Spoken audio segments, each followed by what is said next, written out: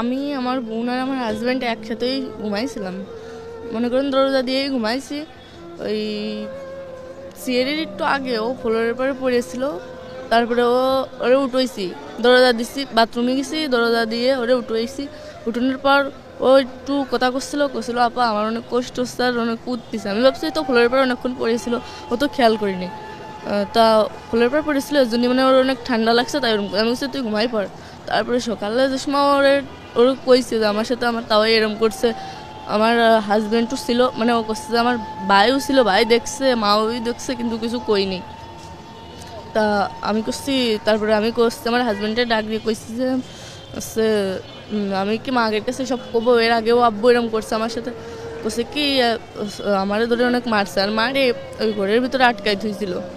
ঘরের ভিতরে আটকাই ধোয়ার পর মনে করেন দিনই বেলা সকালে হয়ে গেছে, তখন তো অনেক লোকজন আসে, একজনের বাড়ি আসে। তারপরে সকালের সাথে সাথে ঘর খুলে দিচ্ছে, আর আমারে কইছে যাতে কিছু না কই। মনে করেন ওরে তো একবার মানে কেউ টের পাইছে জন্য ছাড়িয়ে দিচ্ছে। কইছে যে তুই যদি কিছু কোস তাহলে তোর বোনটা টের পাবেন না।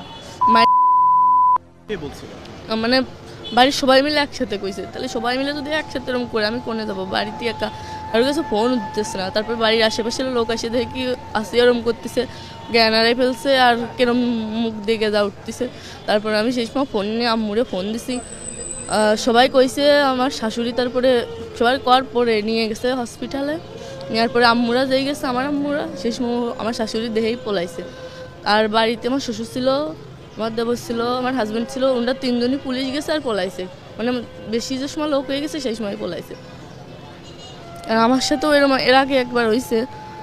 তা আমি বাড়িতে জানাইছি, আম্মুরা মনে করেন বিশ্বাস করেছে আমার আম্মুরা, কিন্তু মান সম্মানের বইতে আমার আবার বুঝোই পড়ে দিয়ে পাঠাইছে। আর ফোনে কইছি, অনেকেও বিশ্বাস করিনি।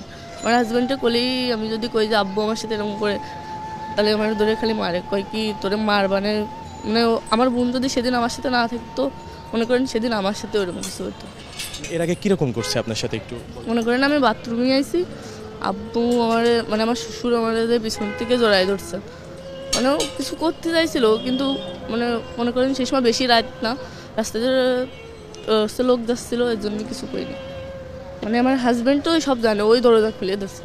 মনে করেন যে মানে কেউ টের পাই মন জায়গায় সেরে থুতো যে কেউ জানতো না। মানে যখন দরজা খুলছে আপনি কি জানেন মানে কয়টার দিকে হইতে পারে? ওই আড়াইটের দিক, মানে সিঁড়ির পরই আমি ওরে পাইছি, সিঁড়ি খাওয়ার পর। হ্যাঁ জি, আমরা রাতে খাওয়ার পর তিনজন একসাথে দরজা দিয়ে ঘুমাই পড়ছিলাম। তারপর মাঝরাত্রি ওরে পাইছি, মানে সিঁড়ি খাওয়ার পর আমি বাথরুমে উঠছি, যেই দরজা খোলা। তারপরে ও করছিল যে আপা আমার অনেক কষ্ট হচ্ছে। আমি ভাবছি ফ্লোরের পর পড়ে রয়েছে, এর জন্য ওর ওরম লাগতেছে। বলছি তুই ঘুমাই পড়। সকালেও করছে আমার সাথে, তাও এরম করছে। ভাই দরজা খুলে দিচ্ছে, কিন্তু ভাই ওসে কিছু কই নেই, মানে কথা কথি পারতেছে না, অনেক কষ্ট হচ্ছে। আমি বুঝতেছি, আমি যে মা আগের কাছে ফোন দেবো, ফোন টোন কেউ কিছু দিতে দিই নেই। আর করছে যে তুই যদি কারোর কাছে কোষ কিংবা তোর বাপ মার কাছে ফোন দিস, তাহলে করলাম তোর বোনিরা যেটুকু আছে, কেউ কি চায় তার বোনরে হারাতি? হাজার কষ্টের ভিতরেও কেউ চায় না যে তার নিজের বোনরে হারাতি। সে তোমার নিজের বোন, তাহলে ওর সাথে বেশি কষ্ট মনে করেন যে আমার বাড়িতে আমি জানিও কিছু করতে পারিনি।